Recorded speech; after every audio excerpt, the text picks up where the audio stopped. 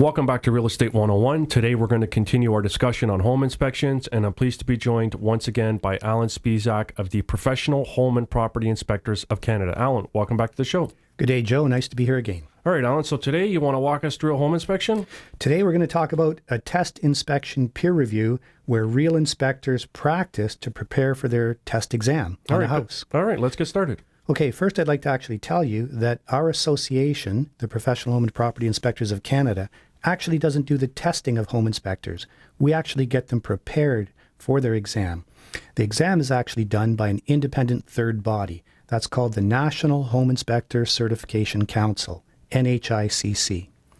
So they are an independent third body that does the certification process. So there's no bias, there's no interference. We prepare them. Once they're qualified, they go and apply to the National Home Inspector Certification Council for their test. So what we did a few weeks ago is we got a sample house and we brought the inspectors who were interested in doing this practice house out to this beautiful little bungalow in suburbia. And it was an actual perfect house for an exam, because it was small and it was old and it had a lot of interesting deficiencies. Right, I was going to say. So let's go through the photos here. You'll see some of the photos have the inspectors going through with their clipboards, going through the home, checking out the various parts of the house. In the basement, the fellas are going around. So we let them go through at their own pace. This is a practice. And at the end of all of this, we met afterwards to go through these actual photos that we're going to look at today. Okay. So we'll start here at number 9. And what we're looking at here is the exterior of the home, and they've got the downpipes properly extended away from the home. On to the next photo, we take a closer look at the front, and you'll see that brown plastic at the grade level. That's a waterproofing membrane, and that's an important point for inspectors to pick up, because the home has already been waterproofed. Okay. This next picture here, number 11, shows you the weep holes. This is another important factor, because if a house has weep holes, then we know that it's not a solid brick house, that it's a brick veneer house. Okay. So the brick is not a structural component. Okay, the wood frame is the structural component. This is more aesthetic. Exactly. So the next picture, we see the front porch.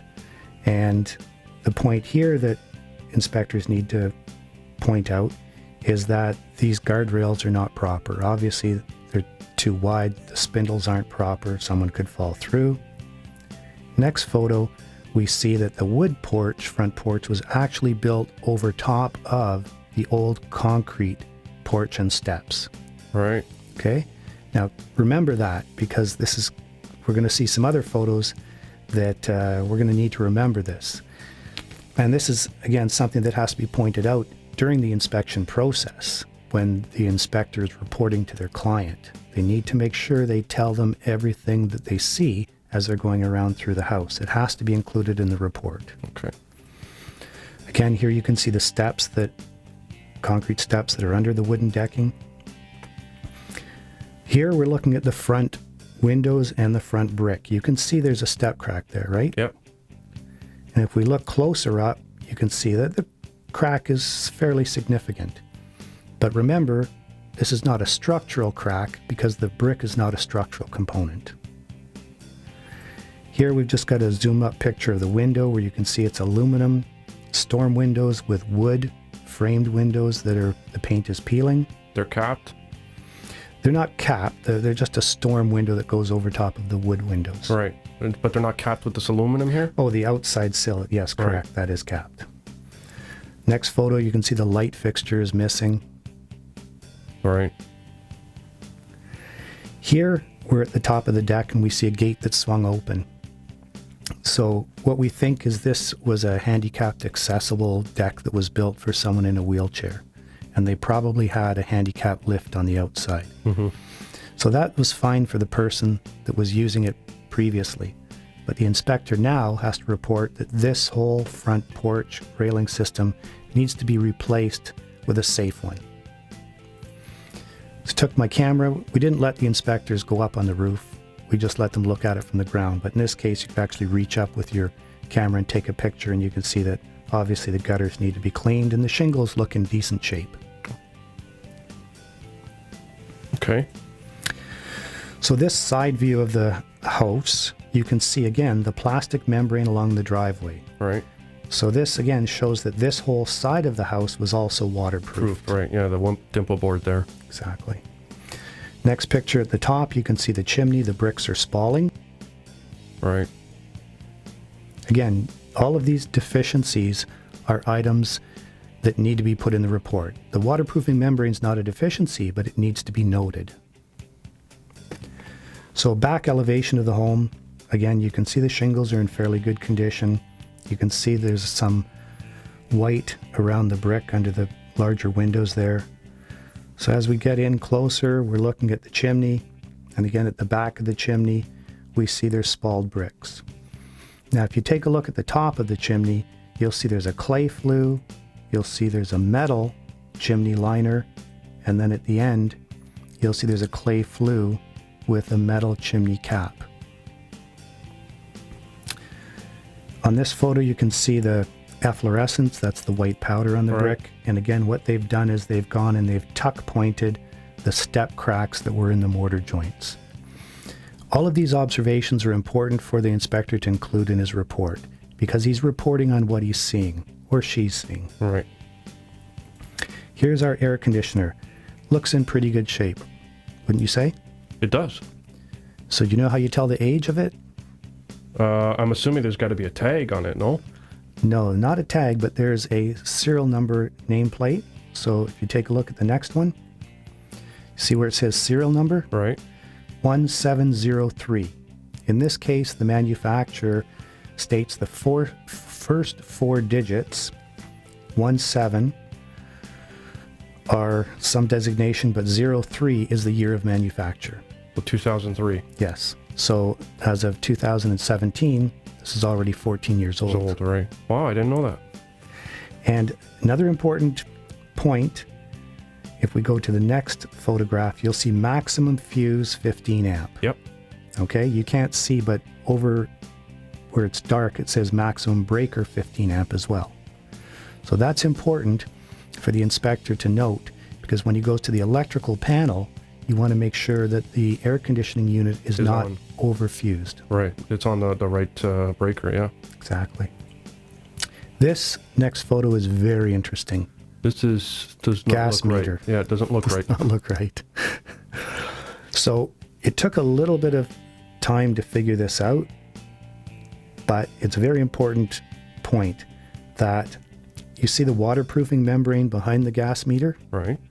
So what appears to have happened is when they excavated down to the footings, they put the membrane in and they backfilled the soil. Once that soil settled, it pulled the gas line down. Ah. Now it's put excessive pressure on those gas pipes. Pulled that left gas pipe down. Right. So even if the inspector wasn't sure about what happened, when they see something that doesn't look right, they have to write down further investigation required. Because you saw it didn't look right. Yeah, no, it doesn't look right. It doesn't look safe at all. You didn't know why, but in this case, we know now that the soil pulled the gas pipe down, and now a gas company should come out and make sure that there's no gas leaks and there's no excessive stress on the pipes. Next photo, we see the rear deck. Obviously, what do you see? Yeah, it's sloped. Yeah, it's sloped. It's not very good. I don't see any, it's all open. Somebody could fall through. Exactly. And next photo, you see a closer picture. Now, it's nice to have fancy guardrails, but they have to be safe. Right. Okay, there's rules and regulations. Even though the house is old, the house doesn't have to meet current code, but an inspector has to point out safety items. Right. So in this case, the railings aren't safe. And regardless, because this is outside, it still has to meet the code of as if it was inside. No, it's not the code issue. It's a safety issue. Right. You're there to protect your client. Right. So you have to point out safety issues. In this case, it's a safety issue where someone could fall through those guardrails. Okay. And the next photo on the other side of the steps, Wow, you could definitely see it sloped. you can see the ground is sunk down where they've excavated around the foundation. I mean, if your ideal was to get the water away from your house, that'll do it. It's not doing it, exactly. And the next photo is the GFCI, which is not there, right? It's just a regular electrical outlet. Right. So again, we're not reporting on code, we are reporting on a safety item. Right. So we're going to recommend that this be a safety item and a GFCI be installed. So these are all the things we're looking that these practice inspectors have gone through and included in their report. So what we did at the end of all of this, we all got together at a table and we sat down and we went through all these photos and we reviewed what the inspectors wrote down. We went through each photograph and we had the inspectors identify, what they wrote down and why they wrote it down. Okay. So you see the photo of the soffit? Yep. Do you know what we're looking at here? No, I don't. So this is the underside of the overhang of the roof. So that section is called the soffit. So we see one panel over a stretch of about 10 or 12 feet that is vented. So that's not a lot of venting, not a lot of air going up into the soffit. Right. Okay, I see it there. So that's an important mental note to make for later on. For ventilation, right. And we're going to come back to that. This is prime. What are we looking at here? The hydrometer? Yep. Do you notice anything about it? Maybe it's placement? Do you think maybe the pipe's a little skinny? Yeah, that too, eh? Okay. So what we're seeing here is this conduit that is feeding the hydrometer is only 1.25 inches or less. Standard size for 100 amp is 1.5 inches diameter. So right off the bat, when an inspector sees a small conduit going into a hydrometer, they're going to say, I think this is only a 60 amp service. And what you tell your client, most insurance companies won't insure you with a 60 amp service. You'll need to upgrade. Right. So the next, we're looking at the top of the hydro mast, and you see the wires coming in. Right. Okay. So what the inspector has to note here is that they don't have a proper, what's called a drip loop. So a drip loop is where the wires dip down and allow the rainwater to come to the bottom of those wires. That drip loop, those connections where the wires are spliced together, should not be at the bottom of the drip loop, because you don't want the water hanging around where the wires are connected together. Right. So that also is an item that needs to be noted as a deficiency. Again, looking back at the hydrometer, you can see they put a smart meter on. That doesn't mean anything. Next picture is the window well. You can see they've continued the waterproofing all the way around the house. And of course, old windows. But we're really focusing today on the bigger deficiencies. This window here is a glass window, glass block, so it's not operable. Okay? Right. So this is something, again, the inspector has to keep a mental note of, is this a bathroom window? Which in that case, they'd have to have a bathroom fan. Is it a bedroom window? Well, a bedroom needs to have an operable window. Right. So again, mental note for when we get into the house, exactly. Now we're looking into the attic, Joe. Oh. Does it look a little white? Yeah, it does. What do you think that white stuff is on the plywood? I don't know. I'm having trouble seeing it here on my end. Number 40. So that is actual Mold? frost. Is it? Yes. Because they didn't have proper ventilation, the air going up into the attic, you're getting, the attic is getting too warm. The air is not circulating. You've got moist air. It's cold, and it's creating frost on the underside of the plywood. Right. Yeah, you could definitely see some sort of film on it. So what's going to happen now is when things warm up outside, that frost is going to melt. The And wood is going to be wet. It's going to rot. It's going to create mold. So what the inspector has to note here is that A, there's inadequate ventilation in the soffits, as we just spoke about a few moments ago. Next photo again, you can see on 41 there's more frost. You can see it better on this one here. Here we have a silver box in the attic. What's that, Joe? Looks like some sort of mouse trap or squirrels or raccoons.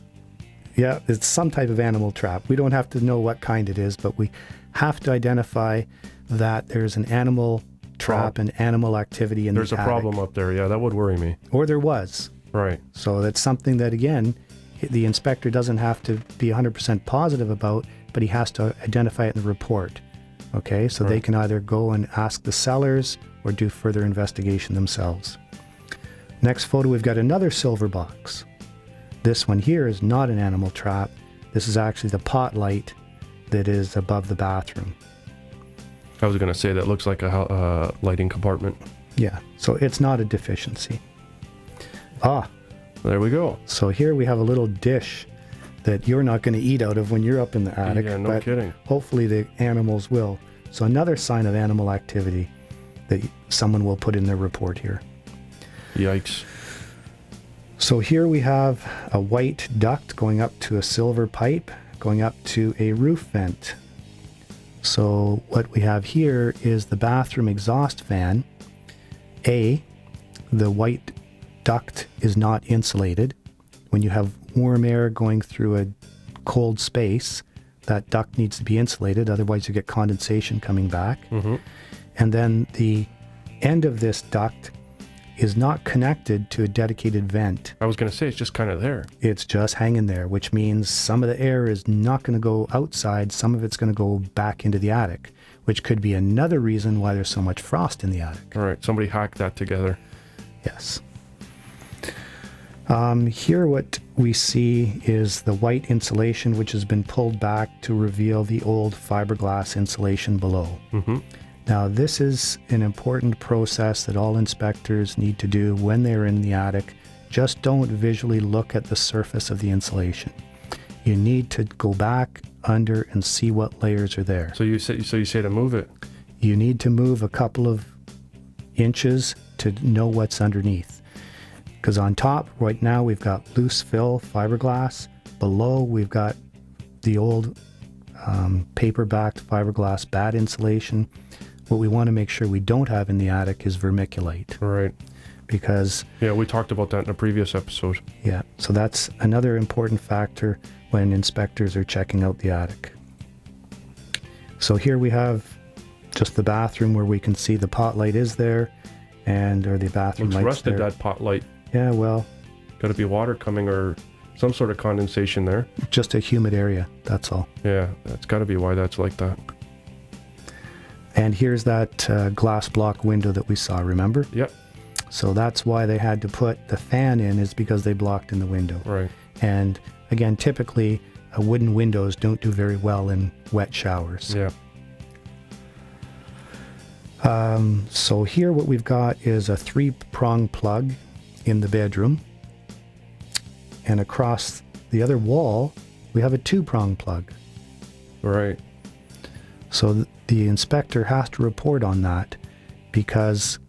So the 3-prong has the ground. And the 2-prong has no ground. Right. Which is a safety concern. All right. Okay? So that has to be identified.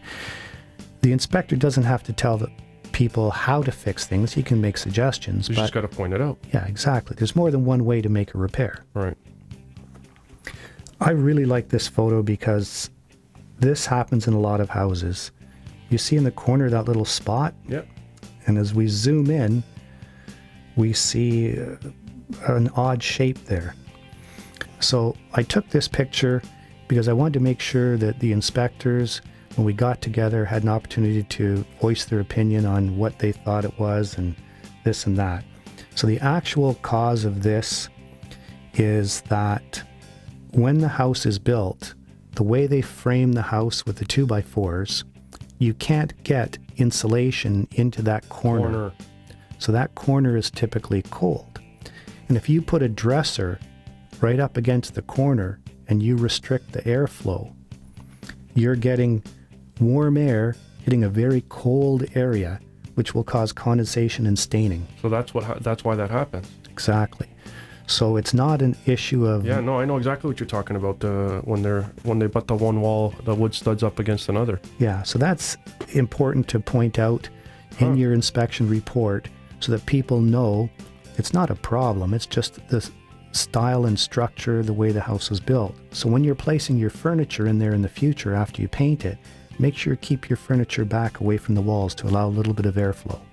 Right. Smoke detectors. It's another safety item. Smoke detectors, as we talked about before, need to be less than 10 years old. And this one is not, and there's no carbon monoxide detector as well. Here we're in the kitchen sink, no big deal. This is an interesting little device that I use to check the kitchen outlets. So I put the tester in the top hot and the bottom hot, and if the light comes on, that's a split circuit, which means the top is on one circuit and the bottom is on the other circuit. It's a split circuit. So you can't just go and, or you could go and just put a GFCI outlet in, but then you'd be reducing the amount of power you have. So this is something that the inspector is going to explain to his clients. They can put in a GFCI, but they'll be reducing the amount of power available at the outlet. Right. The next outlet that I test is not a split circuit. It's just a regular one, so it's easy to put a GFCI in there. It doesn't have any impact on the amount of power supplied in the kitchen. Now, we're down in the basement. Lots of fun down here for inspectors. My favorite. Yeah.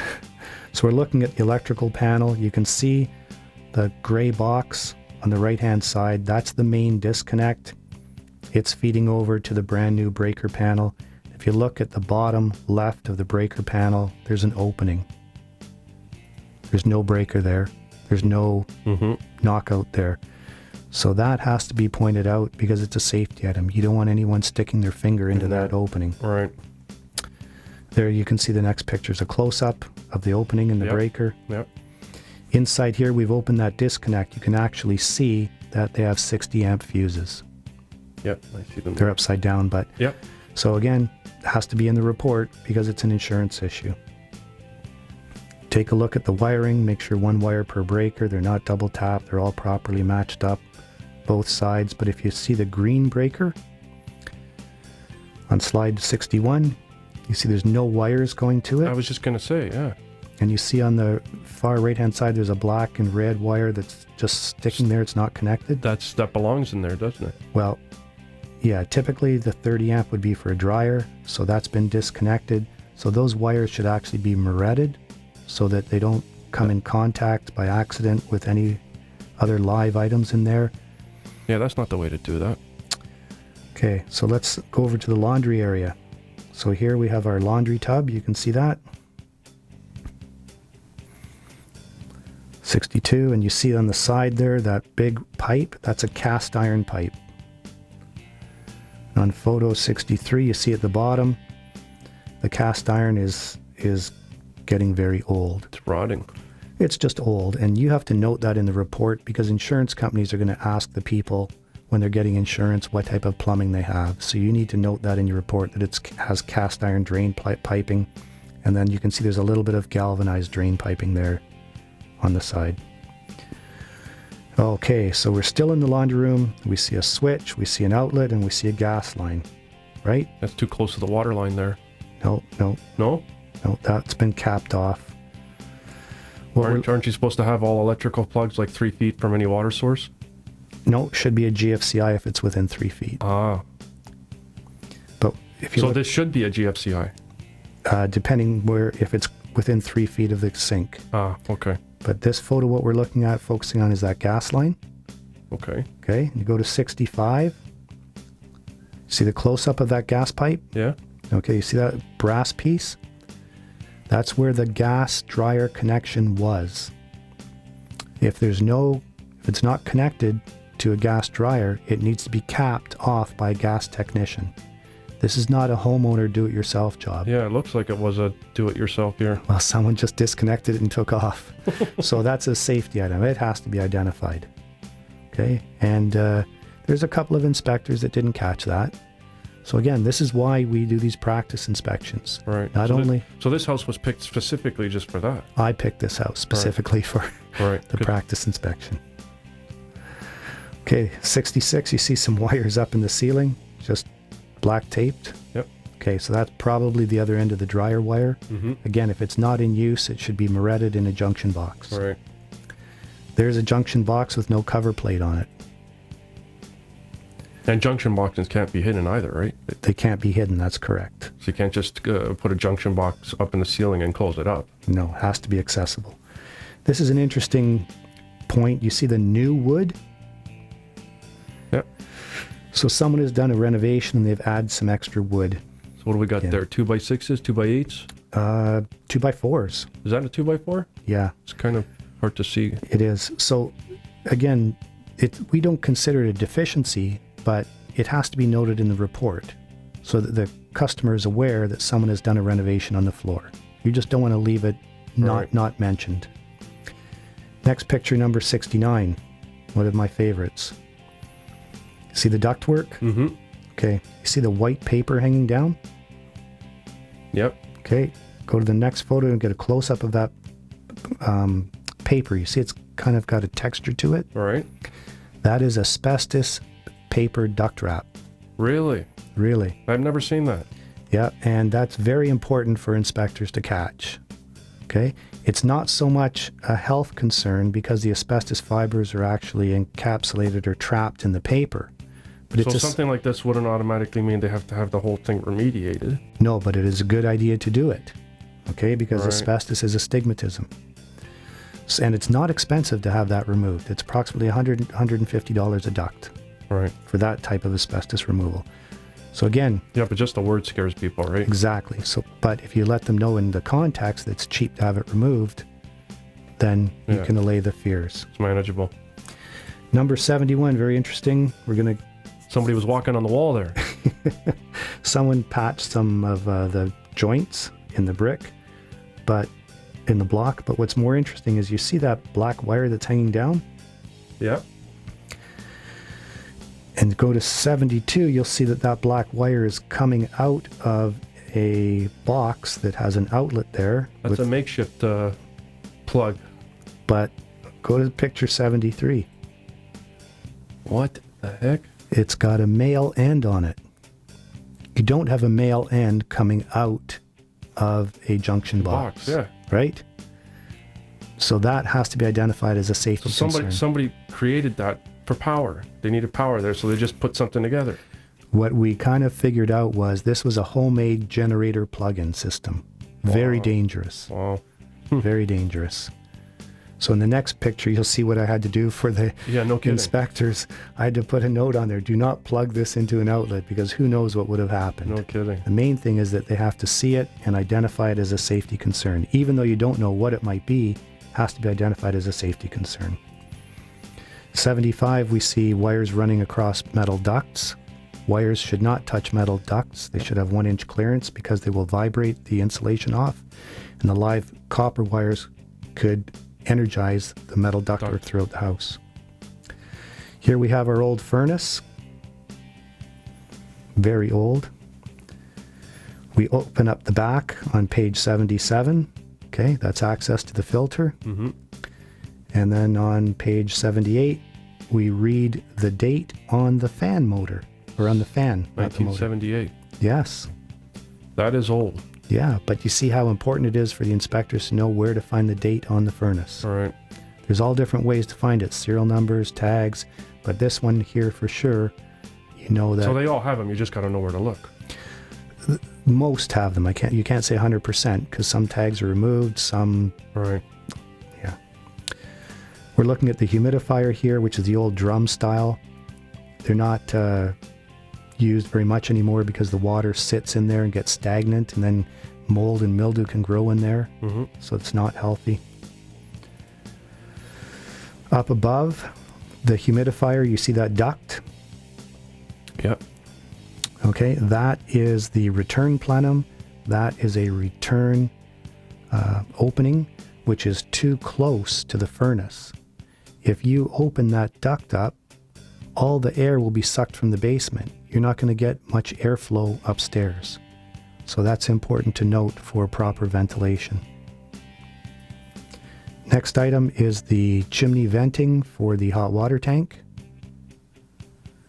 The vent pipes are supposed to slope up, not down. Not down. Right? Because this is a natural draft. Hot air goes up. Up, yeah. Doesn't go down then up. So that has to be corrected. That's another safety issue. You could get downdraft carbon monoxide coming into the house. Here we're looking at the serial number on the hot water tank. You see it's 1297. Yep. That hot water tank's built in 97. Here's our sump pump, which when tested didn't work. Mm-hmm. So the inspectors had to note the sump pump didn't work. Now if we look above the sump pump, we see it goes up and out through the wall and it tees off to a hose. Mm-hmm. Okay. Next picture shows that there's a handle missing, but now I'm going to explain to you. The original sump pump went up and out through the wall and discharged into the ditch near the street.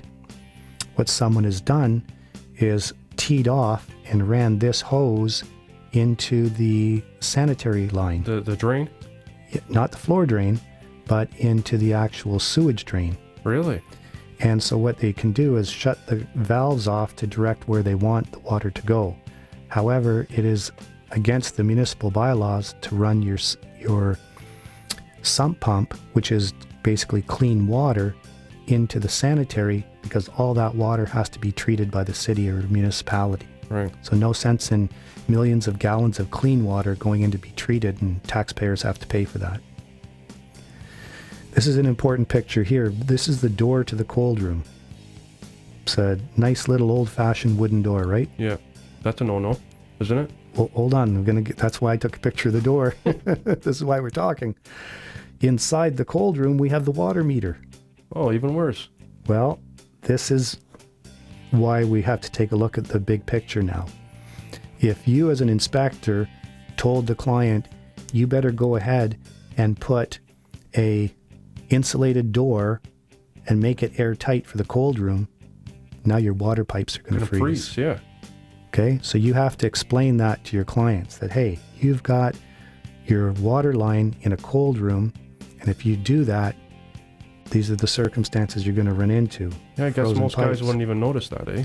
So that's important to point out. You know, people want to make improvements, but in this case, if you made this improvement, so they have to think about the different options. You just have to tell them what can happen and take a look at different options in the future. Up above, we see there's a concrete deck. That's under the, remember we saw that concrete porch? Yep. At the front entry? So in this case, there's no venting into the cold room. I was going to say there's no ventilation. Yeah. So the people who buy the house have to decide what they want to do with that room. Okay? Just use it as a storage room, heat it, or move the water line and make it into a cold room and add ventilation. Right. Okay. Here's a clean out. So when this is the clean out, the sewer line going out to the street. Okay? Mm-hmm. So we all hear about these new back water valves to prevent sewer backup. If this house had a back water valve, you'd see a big gray rectangular box in the ground. So this house doesn't have that, it just has a regular clean out. This is one of the most important parts of the house, the structure, and here we see the front wall where the cracks have been repaired and someone has built a concrete column Cinder blocks. in front of this wall to help stabilize it. Wow. So we had quite an interesting discussion on this whole issue of whether or not it was sound or not. And you know what? That's not the inspector's decision to make. The inspector has to report on what they see and to do further investigation from A, the client who got this work done, and B, the contractor that did the work and what he was requested to do. Okay? Mm-hmm. And then the purchaser of the house has to determine whether or not they're satisfied with that. If not, they can call in another specialist for their advice. Right? Yep. Next picture is actually a crack at the other wall, which hasn't been fixed. And you can see it's a vertical crack, but if you zoom in, it's opened up a little bit. So again, you know what? You may as well call a specialist in to take a look at both. All right. Here on the floor, Joe, you see those little checkered tiles? Yep. Some missing. 9x9 tiles are vinyl asbestos tiles. Yikes, just that word scares me. But again, the asbestos fibers are locked into the vinyl. Yeah. But the inspector, we don't inspect for asbestos, but if you suspect asbestos, then you have to advise the client. Okay? A little bit of efflorescence on the walls. Staining on the ceiling. More staining on the ceiling. Now we're in the kitchen. You see above the stove, there's no vent. You see above the oven, there's a little grill. Yeah. Okay. That little opening is not a vent for the stove. So basically at the end here, you just have to report there's no exhaust for the stove. Okay. Okay. So that just lets the air that's behind the oven exhaust out. So this is obviously an old house and someone will probably buy it and renovate the kitchen anyways. All right, or tear it down and rebuild. Yeah. So that's basically the photographs of the test house that we went through with the inspectors when we all sat down and we all had an open discussion on what we saw, how to report it the best. And it was a good exercise for everyone. We had seasoned inspectors. We had very new inspectors. We actually had a fellow there who is a test examiner, and he helped me set it up and helped go through the photographs with the other inspectors and explain things. So it was a good educational experience for everyone. All right, Alan, great stuff. For people watching and listening who may want to get in touch, how can they reach you? Well, they can go to our website, which is www.phpic.ca. You can snail mail us at our address in Ottawa, or you can phone us at our toll-free number, 1-855-887-4742. And you know who you get when you call the number? No idea. Secretary who'll put you through to me. All right, Alan, thanks for coming on today's show. It's been great, Joe. So there you have it. If you're looking for more information, get in contact with the Professional Home and Property Inspectors of Canada. Don't forget to subscribe to our YouTube channel, like, comment, and share our videos. I'm Joe. Thanks for watching, and we'll see you next time.